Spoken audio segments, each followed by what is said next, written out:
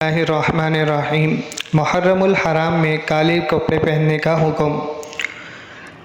نبی کریم صلی اللہ علیہ وسلم سے کالے رنگ کی چادر اوڑھنا اور سیاہ عمامہ باندھنا ثابت ہے، البتہ مکمل کالا لباس پہننا ثابت نہیں ہے۔ تاہم سیاہ لباس پہننے کی ممانعت کے حوالے سے کوئی روایت بھی نہیں ملی، اس لیے فی نفسی ہی کالا لباس پہننا مرد و عورت دونوں کے لیے جائز ہے، لیکن اس زمانے میں خاص طور پر محرم الحرام کے مہینے میں کالے رنگ کا لباس پہننا روافض کا شعار بن چکا ہے۔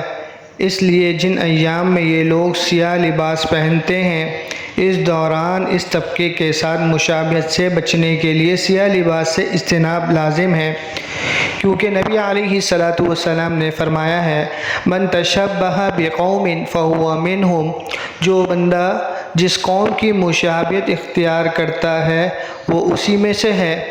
تو نیز اسی طریقے سے فوتگی یا کسی غم کے موقع پر اظہار غم کے طور پر سیاہ لباس پہننا بے اصل و بدعت ہے، جس سے اجتناب کرنا ضروری ہے۔ جزاک اللہ خیرا۔